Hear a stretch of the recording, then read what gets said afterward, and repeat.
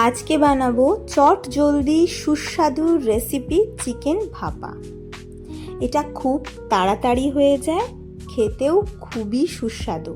ভাত, রুটি, পরোটা, লুচি সবের সাথেই খুব ভালো লাগে। তো এটা বানানোর জন্য প্রথমেই আমরা টক দইটা জল ঝরিয়ে নেব। মোটামুটি এখানে হাফ কাপ মতন দই আমি নিয়েছি। এবার বাটা মশলার জন্য কাঠবাদাম খোসা ছাড়িয়ে নেওয়া, এর সাথে দিয়েছি কাজু, চারমগজ, 3-4টে কাঁচা লঙ্কা, পরিমাণ মতো আদা, রসুন, আর তার সাথে দেব 1 চামচ গুঁড়ো দুধ। আর জল ঝরিয়ে রাখা টক দইটা দিয়ে ভালো করে একটা পেস্ট বানিয়ে নেব।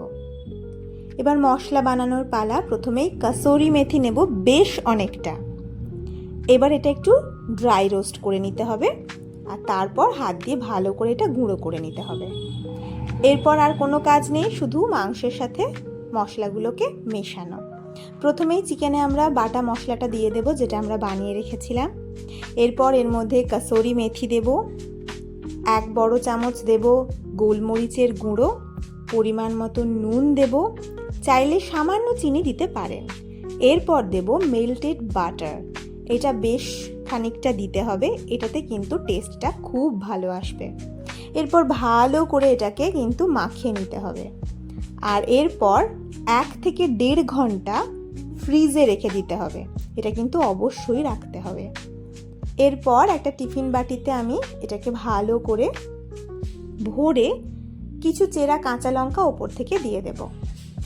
আর তারপর কড়ায় গরম জল বসিয়েছি, তার মধ্যে আমি ভাপাতে দেব। আপনারা স্টিম কুকারেও এটা দিয়ে ভাপাতে পারেন। এরপর ঢাকা দিয়ে 1/2 ঘন্টা থেকে 40 মিনিট মতন সময় লাগে, তারপরেই এটা রেডি হয়ে যায়।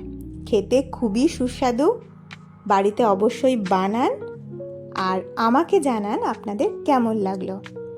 আজকের মতন এটুকুই, নমস্কার।